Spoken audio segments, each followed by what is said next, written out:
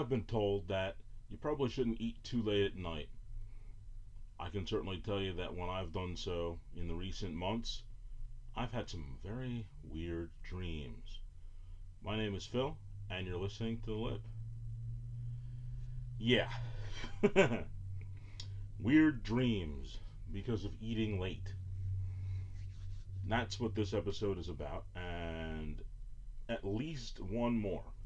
Maybe even more than that, because I don't know what happened. One day I decided to just eat a little bit later than usual, and I just had a bunch of weird dreams back to back to back. And they were lucid dreams, meaning I knew that I was dreaming when I was having the dreams, yet the dreams just happened and I just let it play out. I was able to remember what the dream was, several of them, and I wrote it down. And I thought it'd be something interesting to talk about because usually I'll have a dream here or there and I'll remember it, and sometimes it'll be fun. But when I started connecting the dots, another old type of show that I've done, I realized that, well, when I eat late, I've been having these really weird lucid dreams. And I needed to experiment and see if it was simply the fact that I was eating late which created those strange dreams, or was it just my mind playing tricks on me. Well, it turns out that after I had the first set of those lucid dreams that were very weird, I tested out the theory. A few nights later, I think a week later, I can't remember exactly the time differential, but I can tell you with 100% certainty when I ate late, I would have these weird lucid dreams and remember every virtual detail, and I would move from one dream to the next, and it was like totally consistent with the fact that I had eaten after a certain period of time, which I'll get to in the main event. It's just bizarre to think that I could really have connected the dots like that. I mean, most of the time when you have a dream, you sort of forget it. Almost usually, people don't remember the dreams after they have them.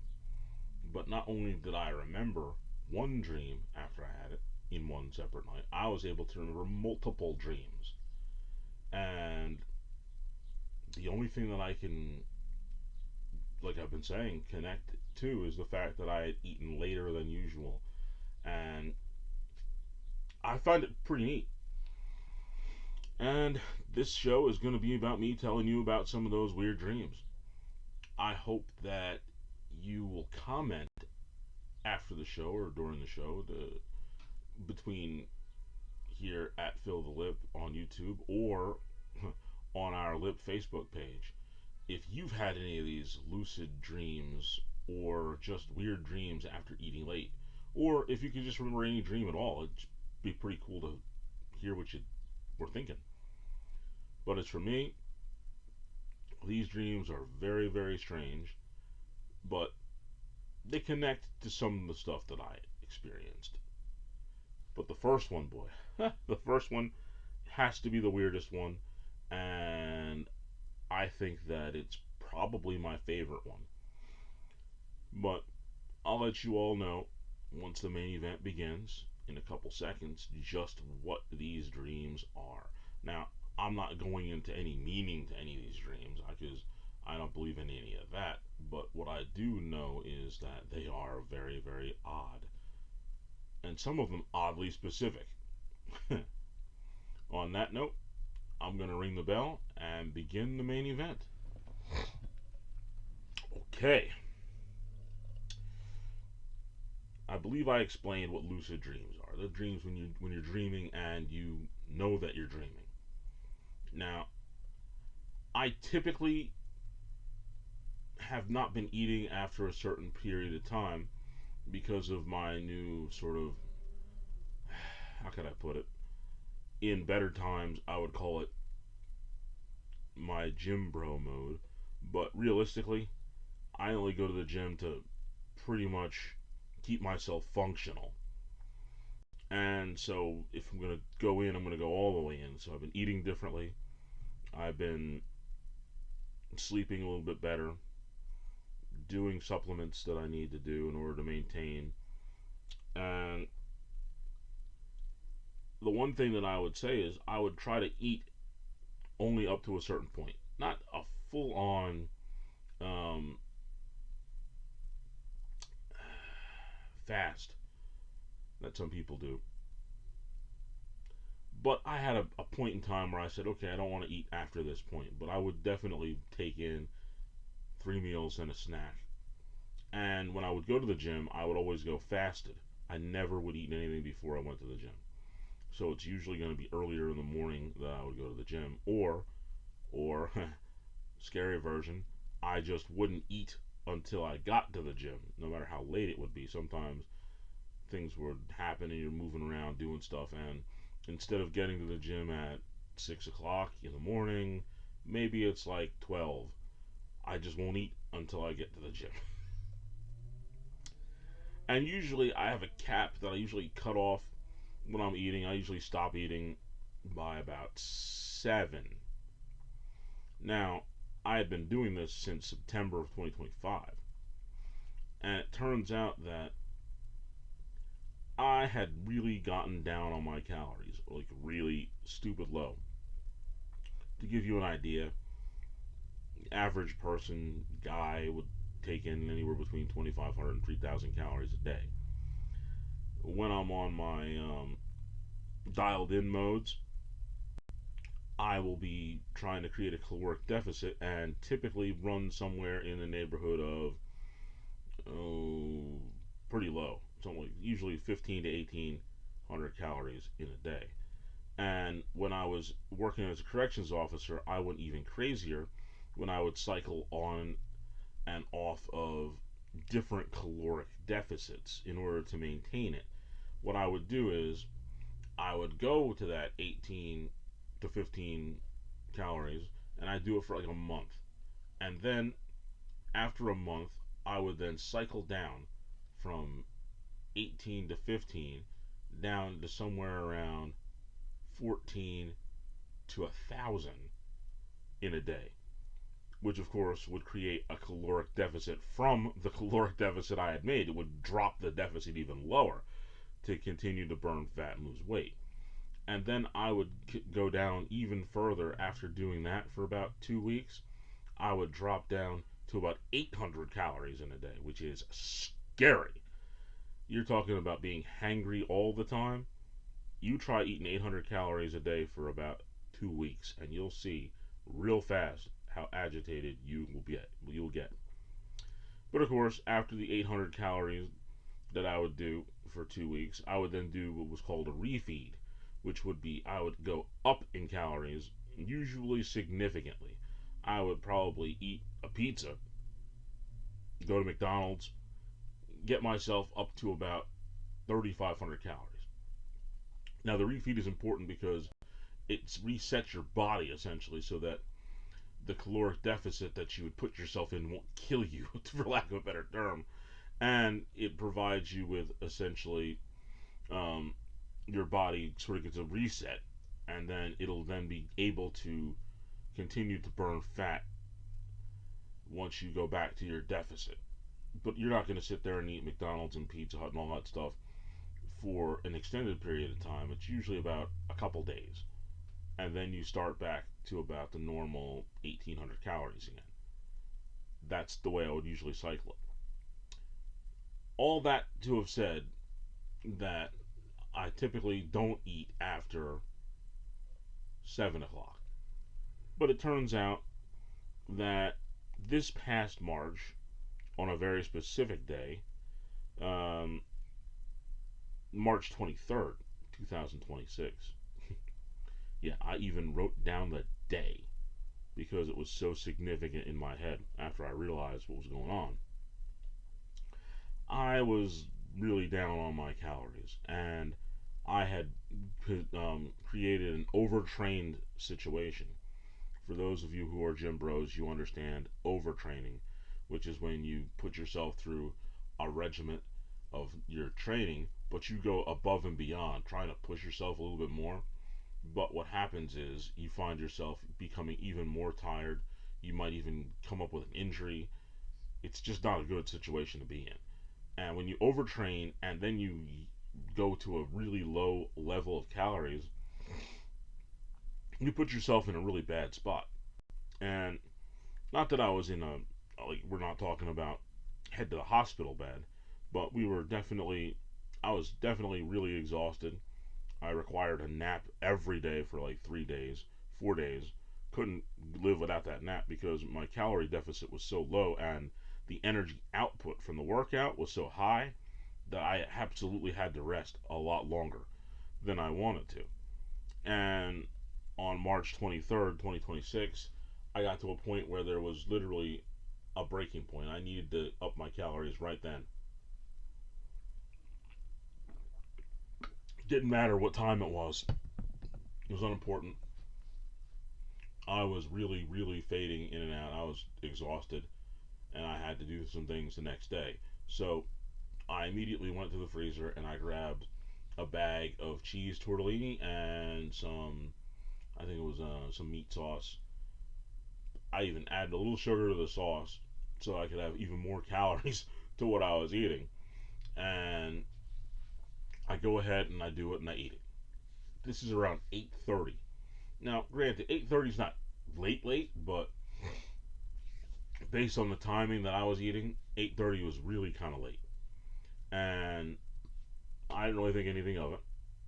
I ate. I was full. I felt instantly better because that 800 calories was ridiculously low, and I probably went up to about 4,000 after eating that pasta. And my energy reserves were better the next day. However, that night when I went to sleep, that's when things got weird. I had this very, very strange set of dreams that were very, very lucid. And all of these dreams happened in the same night. The first dream was, like I said, the craziest one. Now, imagine this, and it's hard to even talk about it because it's such a weird dream.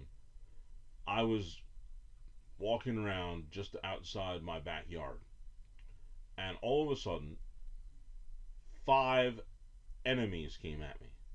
But these enemies weren't like people. This is what makes the dream strange.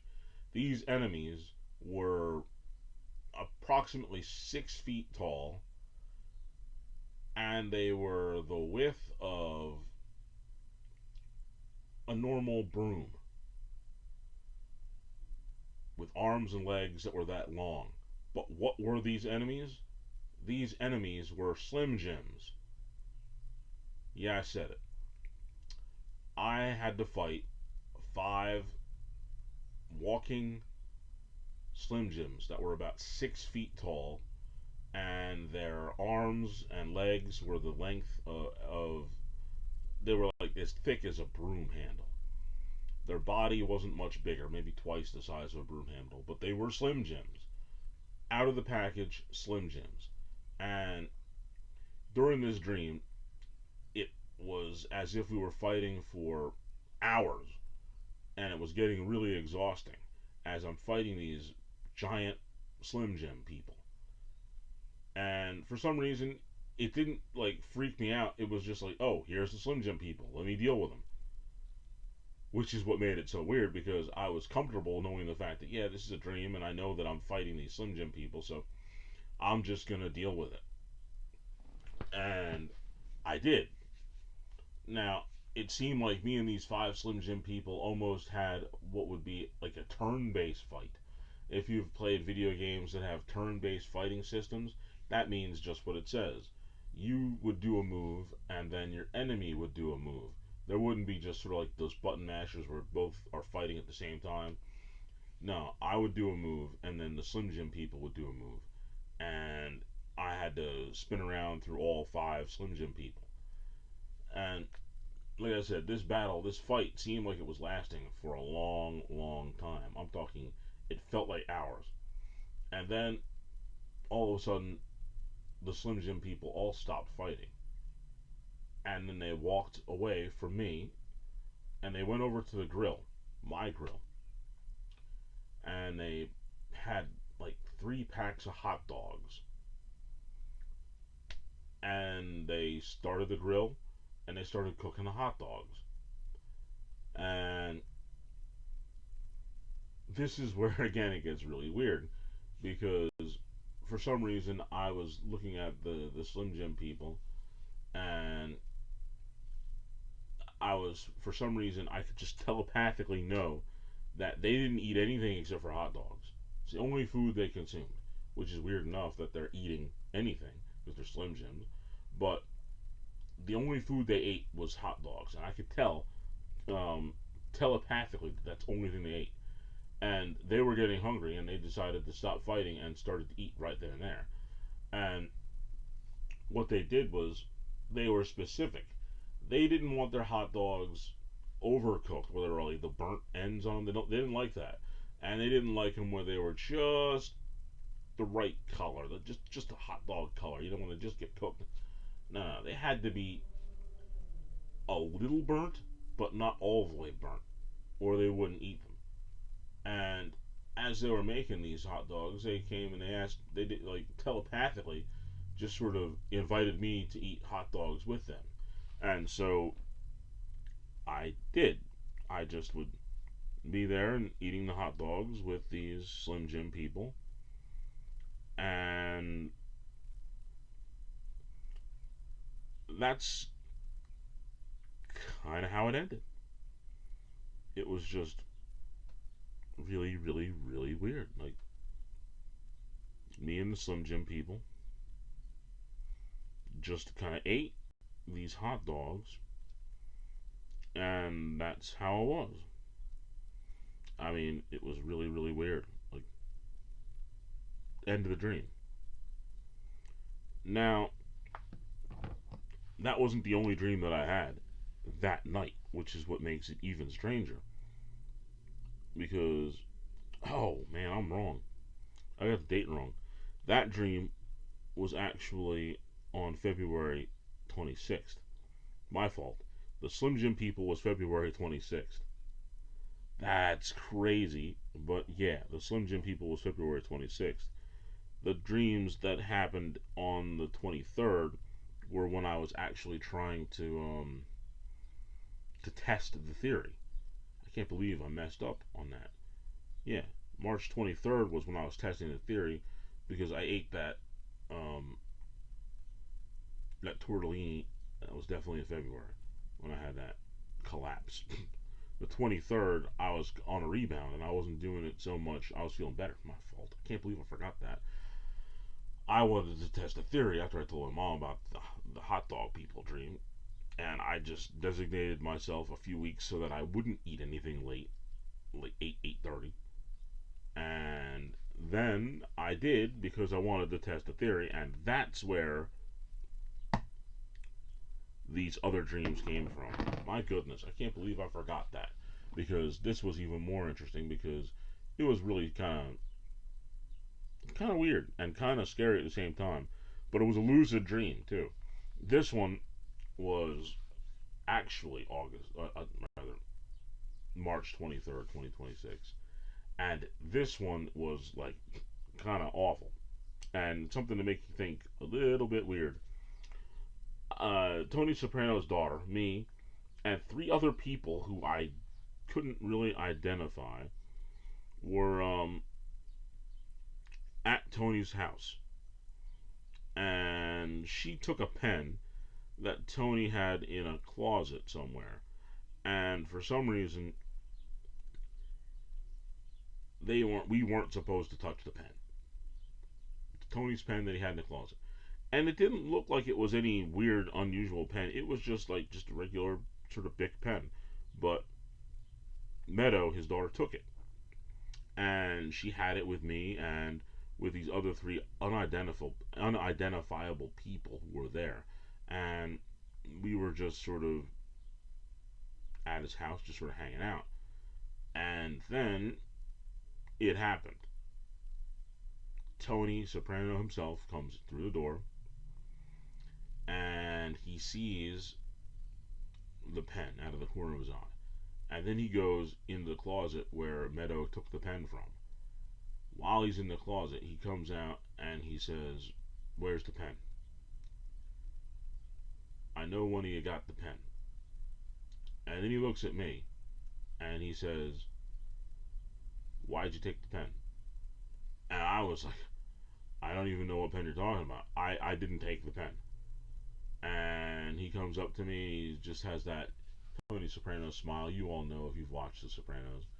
And he smiled, he put his hand on my shoulder and said, "I need to know where that pen is. And it would be really good that I knew where that pen was. And I need to know where that pen is, like, now." And I was like, boy, this is getting bad. This is getting really, really bad. Now I'm getting a little nervous because Tony is clearly not happy with the situation that the pen was gone. Although he saw that Meadow had the pen. And I think he was trying to intimidate me because he wanted to show her that even her friends were not safe. So what ended up happening is Carmela, his wife, showed up, and she went and told Tony, "Here's the pen. It's right here."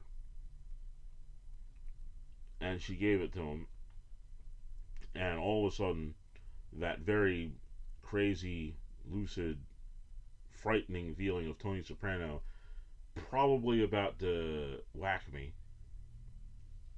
was over. Now, on that same night, March 23rd, I had even another dream. I was actually Iceman from the X-Men, and Storm was there. And the two of us, who are Omega level mutants, you can't get much more powerful than Iceman or Storm. Storm can control weather on any planets. Iceman can freeze any planet and has frozen the entire planet before in some continuities. So both of us are super powerful, and we are at our maximum power. And Galactus showed up, the Devourer of Worlds.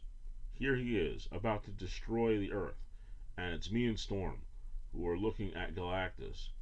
And together, we fought very gallantly, and we used the fullness of our powers, which for some strange reason, I don't believe that it would stop the power cosmic that Galactus has. But we were able to beat him. Storm and Iceman, we were able to put away Galactus. And then in the middle of that, the fight ended, and that was it. That's the way that dream just sort of poof went to an end. Then right after that, I had another dream this same night.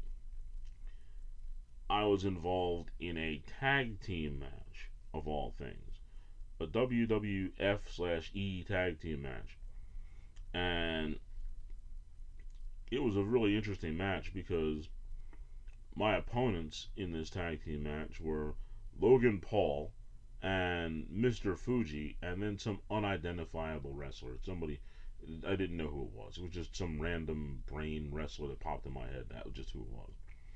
Now, my tag team partners were very clear and very present. I had Axe and Smash of Demolition, and the three of us were up against Logan Paul, Mr. Fuji, and this unknown wrestler. And in the middle of the fight, we were going about it, and it was literally like I was smartened up to the business, as they say. So I understood that this is all just what it is, and we're going to have a sports entertainment contest, and we're going to entertain all the fans. It turns out that Demolition were beating up on Mr. Fuji, and outside the ring, I just left the ring apron to run around and attack Logan Paul, who was talking to a fan. Now, in the process of Logan Paul talking to a fan, I ended up clotheslining Logan Paul. He goes down, and then I pick him up just in time for that unidentifiable wrestler, the guy who that just sort of just generic um, person who was there who was wrestling with us, jumped off the top turnbuckle onto the floor where we were, and both Logan Paul and myself we catch him, but I saw Logan really hit his head pretty hard on the concrete floor, and I turned to him and he's like shaking his head, closing his eyes real quick, and I asked him, "Hey, are you all right?" And that's where the dream ended.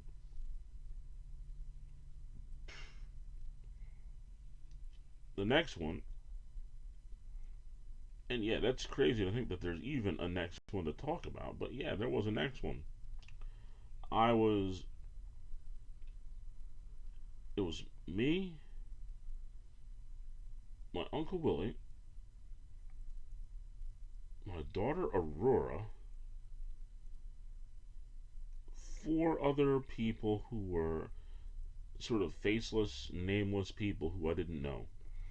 And we had been given tickets to go watch the 49ers play at Levi Stadium. And it was very strange how we ended up getting into the building. And of course, it was just part of those weird, lucid, strange dreams. And what happened was, it was sort of like a roller coaster that we had to take in order to get from the entrance of the parking lot into the stadium itself. And it wasn't like a crazy roller coaster. It was like, I guess, more like a tram than a roller coaster, but it was open air. There was nothing above us as far as like a cage or anything like that. It was just like you're in like a roller coaster. And we rode that. We went through a few loops, and then we docked at the stadium. We get out of the car, out of the cars from this roller coaster, and we walk around. And after a while, we stop. We all sit down, and we're just sort of waiting on a bench before the game starts.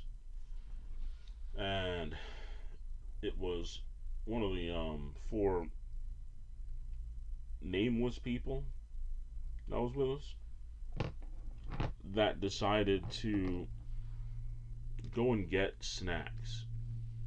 And when that person walked away, that person was gone. It was over. I didn't see that person anymore throughout the dream.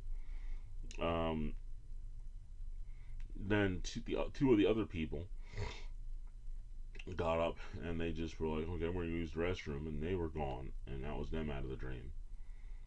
And then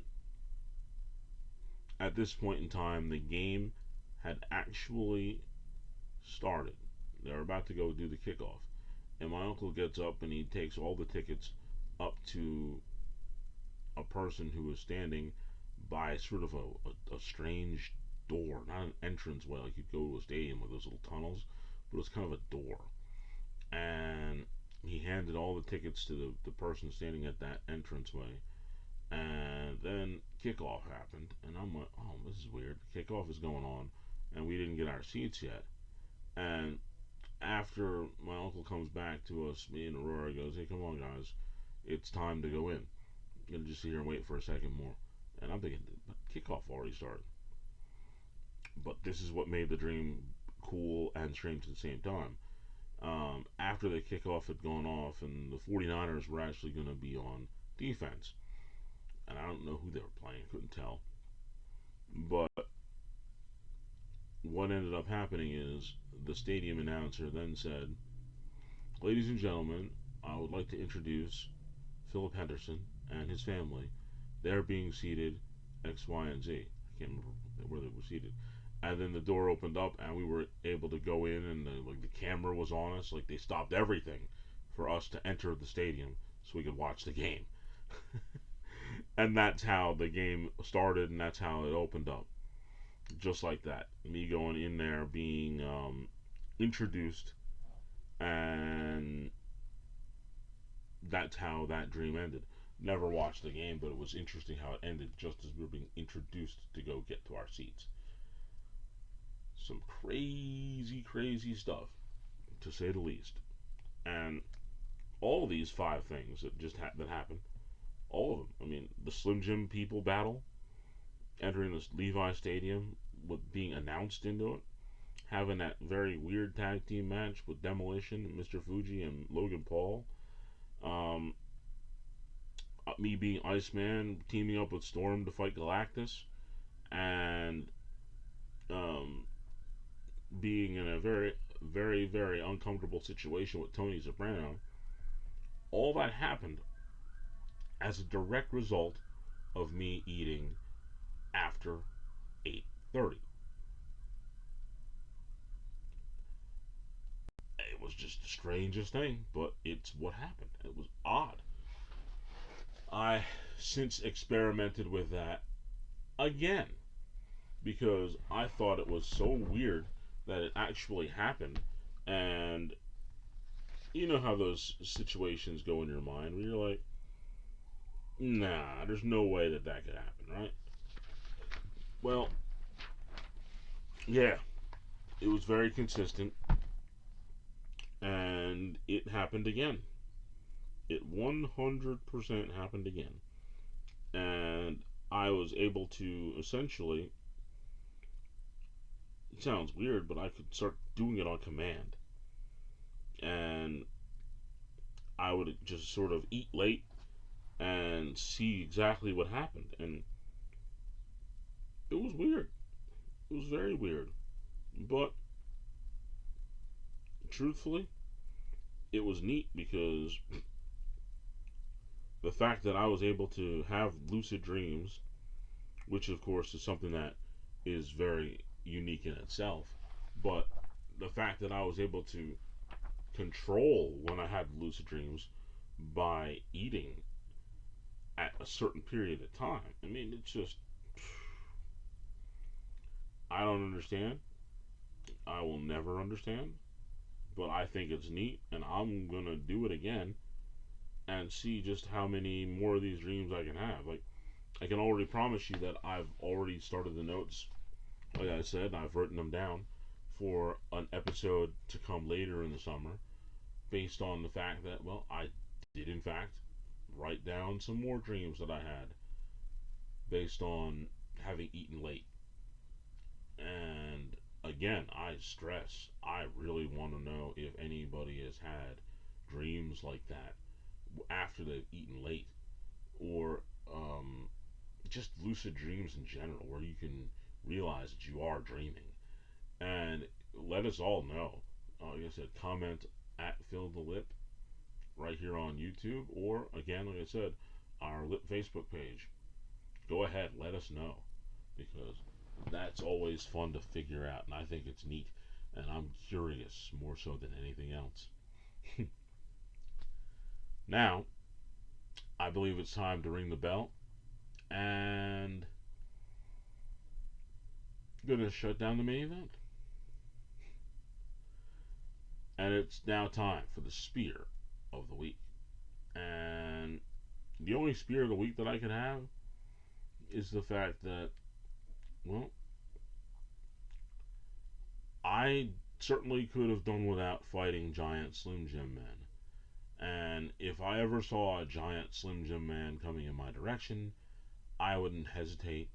I would spear him immediately and be like, no, no, we're not going to eat those hot dogs. Because the strangest part about them eating the hot dogs is they didn't have any mouths. So where did they even put the hot dog? I don't know. I don't understand. I'll never figure that part out. Who knows? Maybe when I eat after 8:30 next time, I might come up with a dream that will tell me where they eat the hot dogs. I don't know. Maybe I just wasn't paying any attention and they did have mouths, but it didn't seem like they did. Spear of the week: giant Slim Jim people. Oh man. Okay. Let's see if we can answer correctly. What is 3 things that have one thing in common. Hmm. Let's see if we can find one that we can get right. Three things that we have in common. Hmm.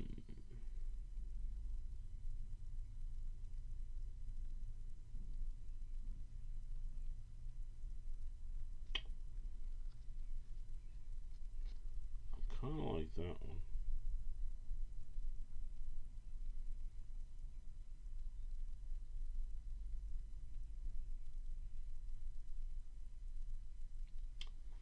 This is a gimme.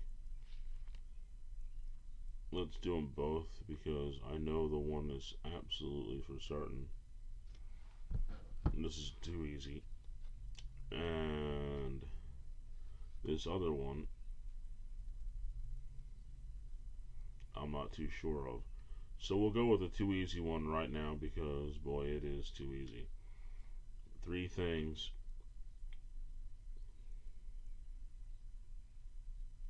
Hmm. Well, that's another easy one. Maybe I'll just do that one. Hmm. Yeah, that one's really easy too. These are both easy.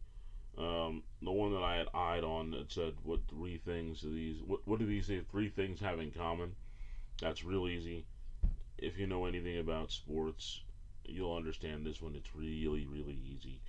It's Florida hockey, Carolina pro football, and Pittsburgh's college. And the answer is Panthers. They're all Panthers. Not even a question about that. I mean, they're all Panthers. And this other one that popped up that was really easy, it just jumped out at me is World War II flying ace, novelist, a pitchman for um, Metapol, what do you call it? Metropolitan Life Insurance, and that one is the Red Baron. No. So there we go. There we go. I messed up. The first one was really easy, but the second one I thought was Red Baron, but I was wrong. What is the difference? What do these three things have in common? World War I flying ace, a novelist, and a pitchman for um, Metropolitan Life Insurance. Well, stupid me was thinking about somebody that this guy had to encounter. The Red Baron was, in fact, an enemy of the person who the entity that these three things have in common. And that entity is Snoopy. Held all three of those jobs. He was a World War One fighting ace, and he defeated the Red Baron, actually. And of course, he was the pitchman for that life insurance policy, and also he was a novelist. I can't believe I forgot about that. Mm-mm-mm. So what happens when you think something's easier than it is, and then you just assume. You can't do that. Mm-mm. Nope. I gave up an easy one, a really really easy one. All right. Let's see. Uh,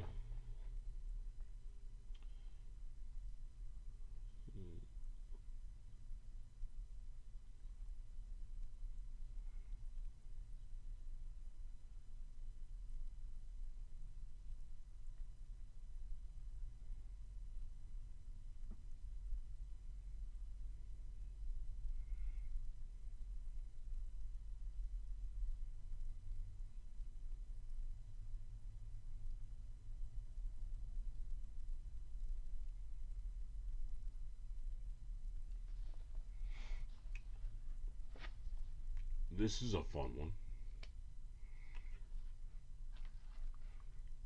If you were comfortably rich, would you work hard for more or rest on your laurels? The answer to that for me, if I was comfortably rich, I wouldn't necessarily rest on my laurels. But at the same time, I wouldn't work overly hard to get even richer.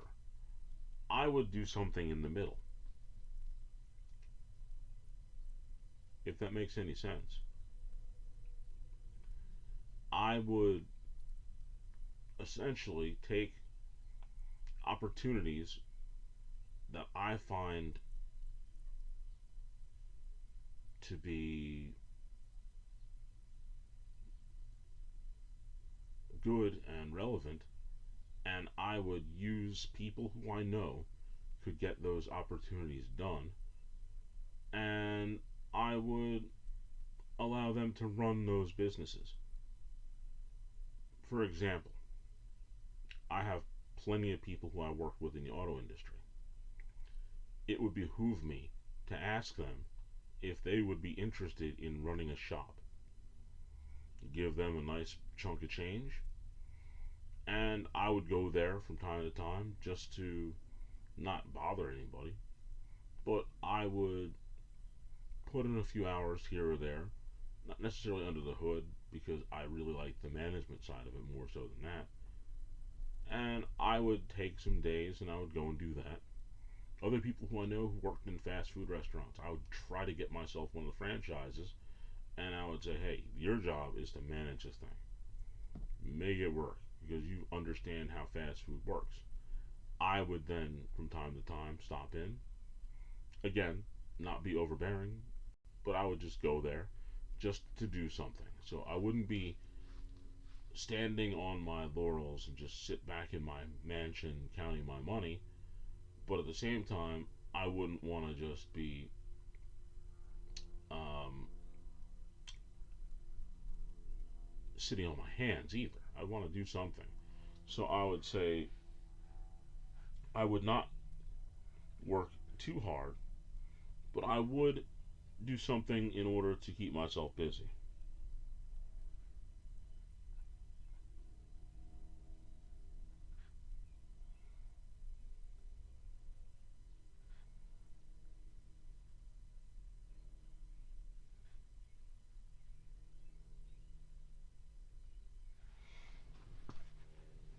Kind of like right now. I mean, I do the podcast in order to keep myself mentally focused and busy. I paint all the time. My goodness, I paint all the time in order to keep myself relaxed and just sort of something to do. So I would do the same with an auto shop or not an auto shop or an auto shop and some sort of franchise. I don't know. I like Pizza Hut, Chick Fil A. Yeah. I'd more towards go with say one of those combo deals like a Pizza Hut, KFC because I love that Sweet Lightning Mountain Dew, and I love Pizza Hut, and I love those uh, the fries that they make at KFC. It's best of both worlds. On my cheat day, that's where you'll find me. Sounds pretty good to me.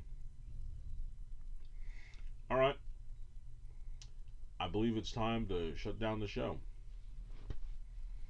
Again, I can't emphasize it enough. Let me know what you thought of those dreams. Let me know if you've had any dreams. Let us all know. Join us. Join us on the LIP Facebook group. Join us. There's always room for one more. And we are rapidly approaching 100, which is pretty crazy. I never thought that we were going to have that many. Not that I want less. And I certainly could always appreciate more. Join us. There's always room for one more. Check me out at Phil the Lip right here on YouTube. That's where you're going to get all the content that I've got. And of course on Instagram at Philip Henderson 5102. Well, it's time for some words of wisdom. And the only words of wisdom I can give you is truthfully, eating late makes me think of some strange things when I go to sleep. I don't necessarily know if I would endorse it.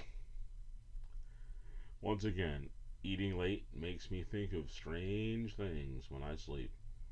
I don't necessarily know if I would endorse it. On that note, my name is Phil, and you just listened to The Lip.